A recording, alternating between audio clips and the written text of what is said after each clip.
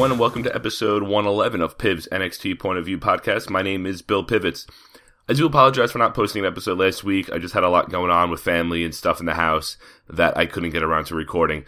So this week's episode is going to cover the last 2 weeks of NXT, the episode that aired on April 26th and the one that aired on May 3rd.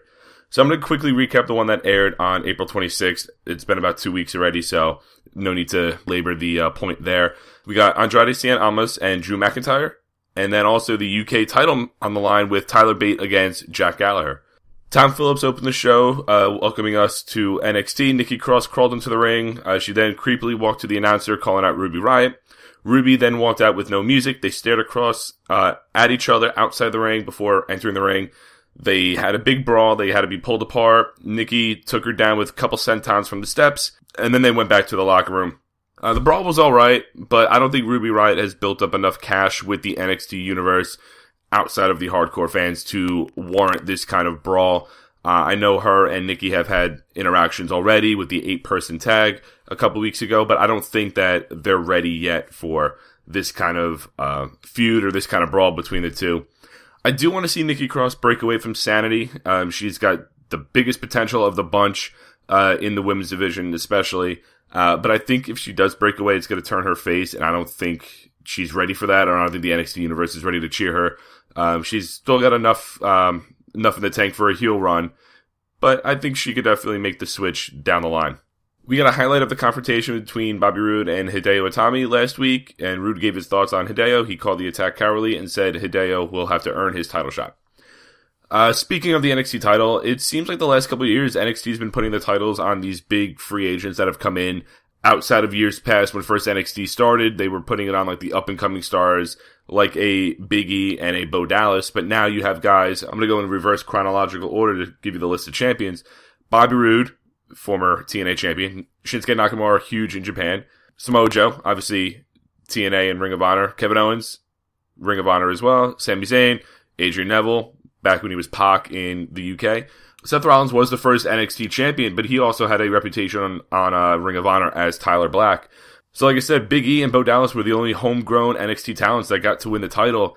And I think that NXT, I get it that it's a touring brand and it's a third brand per se for WWE, and they need to draw fans with all the big names, but I think it's still at its core a developmental brand.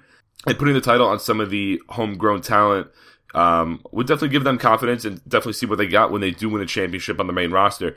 So guys like a No Way Jose, or I can't even think another homegrown talent, to be honest, because NXT is rich with all the guys that they're signing off the indies, even a Roderick Strong and Aleister Black now that NXT has signed elsewhere, or from elsewhere. It's very tough to see the NXT brand as still a developmental brand. And even if you look at the women's division, you have a woman like Asuka who made her name over in Japan. Ember Moon, who had a great following on the indie scene. Sasha Banks and a couple others, they had their stuff on Shimmer as well. So it's very, very tough to see NXT as a developmental brand anymore. And I kind of think that kind of takes away of what it was back in the day, seeing these guys up and coming, making some mistakes, and learning the craft of the WWE style at least. Now it's all these seasoned veterans coming into NXT, and again, not to go on, but Drew McIntyre coming back. He was a big name on the indie scene after he left. NXT's kind of lost its flair in that sense, but I think still with all these big stars, it's creating great matchups. But I would want to see some of the other homegrown talents like a No Way Jose or a couple others make their get their shot at the NXT title. After my little rant there, we do have the first match of Andrade Cien Almas against Drew McIntyre. Almas did his pose between the ropes, but Drew kicked him with the boot, sending him to the outside. They spent a little time on the outside of the ring. Almas took control. He slapped McIntyre, which fired Drew up. They had a chop fest back and forth, and after a running power slam, McIntyre hit the running single boot to get the win. Good match, but short, and I would like to see these two go a little longer at TakeOver Chicago. Almas is good when he's obviously winning against the bottom of the barrel, but when he's put up against these guys like a McIntyre or Aleister Black, he ends up losing. He's got enough wins to be credible, but you obviously don't expect him to get a big win against these guys, which is unfortunate because as a heel, he's been doing very good work. William Regal greeted us in his office. He announced that Nikki Cross and Riott will take place later in the show. And then we got part one of a two-part video series of Roderick Strong. We get a deep look into his past and personal life, something with his mom shooting his dad right in front of him. And this was a longer video, but they still had a lot to cover for part 2 this week. And it's good because it's kind of giving us something to sink our teeth into with Roderick Strong.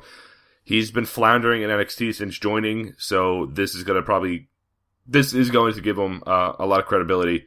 Not that he didn't have it already, but a lot of credibility with the NXT fans of what he's gone through and give him something to cheer for. Second match, Aleister Black versus Kona Reeves. Kona ran at Black, but it didn't matter. Aleister landed some kicks. Reeves raked the eyes behind the ref's back, and after a string of kicks to the chest, he landed a spin kick to the head. The Aleister, that is. He then sat down in the ring before connecting with Black Mass to get the win. Another big win for Aleister Black, continued to defeat any opponent brought at him. His kicks are impressive, and I like the gimmick. He's mysterious, he's efficient, he doesn't waste any time, and he hasn't cut a promo yet, which I'm interested to see how that goes, but for right now, the crowd's buying into it. Some new announcer, I think her name was Christy St. Cloud. I'm not a fan of that. She was with Ruby Riott. Ruby actually cut a pretty good promo, and some other random interviewer cut up with Almas outside the ring. He didn't really answer any questions, and he left in a car with a bunch of women. Hey, if I'm him, if I can lose a match like that and still end up partying with a bunch of women, I'm going to be pretty okay with myself, and that's exactly what he looked like here. As Ruby Riott was walking down the ring, Nikki attacked her from behind. Ruby came back, suplexed Nikki on the ramp, and they had to be broken up again. Ruby dove from the stage onto Nikki and another security guard, and Nikki actually was carried out by 4 officials, each of them grabbing a limb. And we didn't actually get the match there, unfortunately. William Regal announced that there will be a battle royal to determine the number 1 contender to face Asuka for her title at Chicago. And it was time for our main event, Tyler Bate defending his UK title against Jack Gallagher. They did announce that a UK-only show is coming to the WWE Network in the near future. They got a lot of content. They have, obviously, Raw and SmackDown on USA, 205 Live on the network, NXT on the network, now a UK show. We also got the women's tournament coming up over the summer. So yeah, there's a lot of WWE product to watch, but it's given guys a chance to shine, and that's all that they want is an opportunity. They both had some unique ways to escape some holds. Gallagher twisted Bates' one arm around his leg, and then he took the other arm and just placed it on his back, and then just bent backwards into a pin. Looked pretty painful, and he was selling the shoulder for pretty much the rest of the match. Bate recovered, and they got a little bit of a stare down between the two. Gallagher was back on offense. He was working over the shoulders and the arm. Bate landed a right jab and a nice hesitation German suplex. He went for a dive to the outside, but Gallagher caught him with a huge headbutt. He landed another headbutt in the ring. Tyler Bate escaped a wrist lock and then hit a rolling wheel kick before winning with the Tyler Driver 97. A very good match. Very good match. I liked it a lot. It just proves that you don't need a ton of high spots and false finishes and kickouts and all that stuff to be an exciting match. The crowd was buying into these holds and the different submissions that they were doing. And there was enough to keep the crowd interested, enough big spots. You had the almost dive to the outside. The hesitation German suplex got the crowd going. I understand why they're doing a UK-only show. Obviously, they have the UK tournament, all those guys that are almost signed with NXT. Same thing with the Cruiserweight show, but I would like to see these guys exclusive to NXT. The crowd's buying into them. They're already fans of Tyler Bate and Jack Gallagher, who's also in the Cruiserweight division. But getting other guys in this on NXT is going to build that roster instead of splitting up the roster, making it thinner than it needs to be. But WWE is just stretching out all the talent that they can have. Overall, this was a good show. Their build to Bobby Roode, Hideo Itami starting. We're getting Asuka's next challenger. McIntyre and Aleister Black are getting big wins and continuing their rise in NXT. And Andrade Cien Almas is a ladies' man. The TakeOver show in Chicago should be really good considering the precedent the crowd has set in previous events. So it should be pretty good.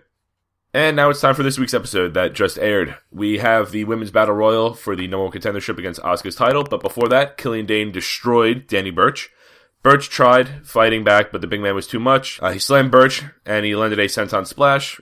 Danny Burch tried fighting back. He landed a nice dropkick in the corner.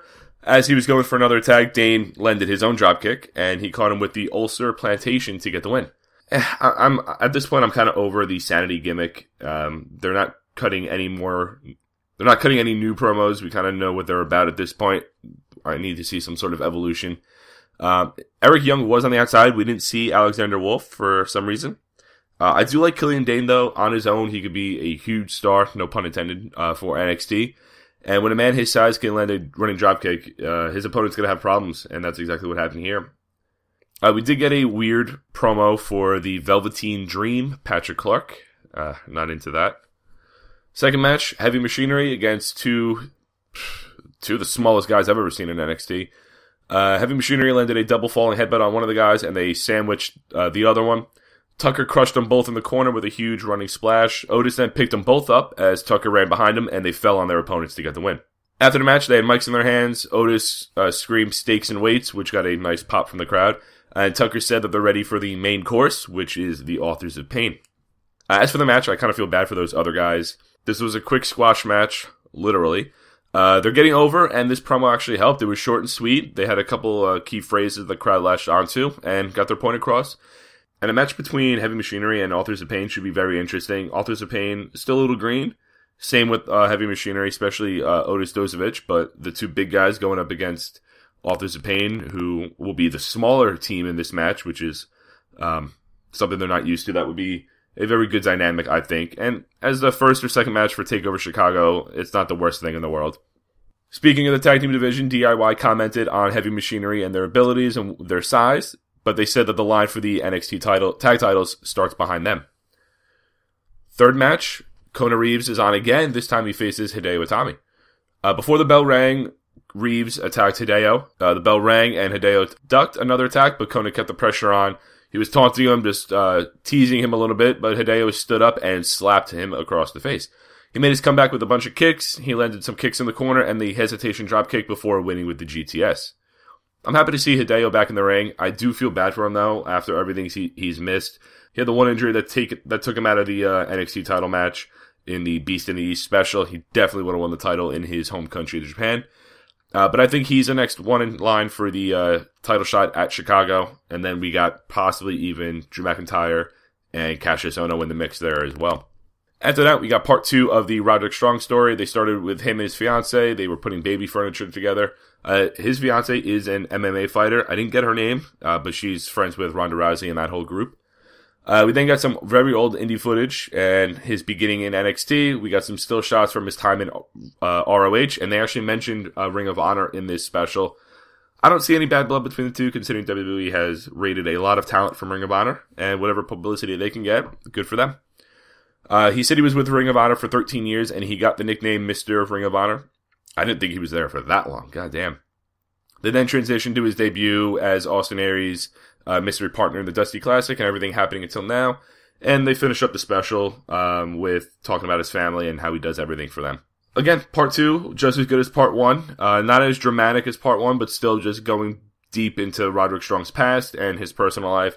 And when WWE wants to, they put together some amazing video packages. And remember they did something similar with Hideo Itami when he made his debut at WrestleMania. So, again, it's just something to sink your teeth into with Roderick Strong and something to buy into. And I like it. Bobby Roode was with William Regal in his office. Regal commented on the story about Strong. Roode really wasn't paying attention. He could care less. And William Regal brought up Bobby Roode's next contender. He said that Roderick Strong will face Hideo Itami, and the winner will face Roode at Chicago. That should be a great match. I do think Hideo Itami is going to win that one. And then after that little segment, Roderick Strong actually walked in as Bobby Roode was leaving. We didn't find out what they were saying or anything like that. It just cut to the ring as we get ready for the Women's Battle Royal. There was about, I think, 16 or so women. Billie Kay, Peyton Royce, Aaliyah, Nikki Cross, Ruby Riott, Ember Moon, Liv Morgan, Lacey Evans got the first entrance, and a bunch of other unknowns. A lot of fighting, no eliminations for the first couple minutes. This big woman, Victoria Gonzalez, was eliminated during the commercial break. Billie Kay and Peyton Royce eliminated someone else. Really didn't get their name. 13 women remained at this point, and there was a mass exodus of women. Again, too much to keep up with. Ruby eliminated someone, so there was like 5 or 6 women that were eliminated at that point. Billie Kay kicked Candice off the apron. Nikki eliminated Aaliyah and Liv Morgan. Ember Moon eliminated Billie Kay, and then Peyton Royce a little while later. We ended up with Ember Moon, Ruby Riott, and Nikki Cross. Ember ended up on the apron and hit Nikki with the Eclipse. She then set up for an Eclipse on Ruby, but Asuka ran down, tossed her off the ropes, and then the bell rang. Thought Battle Royals were no disqualification. Anyway, she threw Ember through the ropes and into the railing. She was grabbing her shoulder pretty much after that. She then attacked Ruby and Nikki, and then yelled, "No one's ready," before running away up the ramp. Referees called off the match. The crowd was pretty much stunned as the women were starting to get to their feet. William Regal immediately walked out, and he announced that at TakeOver Chicago, Asuka will defend her title again in another Fatal 4-Way match, this time with Ember Moon, Nikki Cross, and Ruby Riott. And again, Ember was grabbing her left shoulder. There were reports that she seemed to be badly injured, so I wouldn't be surprised if this turns to a triple threat match. But as of right now, we got another Fatal 4-Way for the Women's Championship, and that's how the show closed. Overall, this was obviously a one-match show. The Battle Royal took up most of the time here. Even if the first half of the Women's Battle Royal didn't matter, they were just dumping out the jobbers. TakeOver Chicago is looking pretty good with Hideo Itami, most likely, no spoilers here, just my guess. Hideo Itami battling Bobby Roode, the Women's 4-Way match, and Authors of Pain vs. Heavy Machinery. And there's still DIY, Cassius Ohno, Roderick Strong, and a couple others that are in need of some matches. So this should be a pretty good show, like all TakeOvers. Alright guys, thanks for sticking with me for the longer episode as I recap the last 2 weeks of NXT. I should be back next week with episode 112, recapping the May 10th episode. The week after that, I will be in San Diego for a work event, so I don't think I'll be able to record then. I'll try to watch it, and then I'll have another 2-week episode after that. But if you want, follow me on Twitter at bpiv_sports. Like, comment, subscribe to the show on YouTube, and I'll check you back next week. Peace.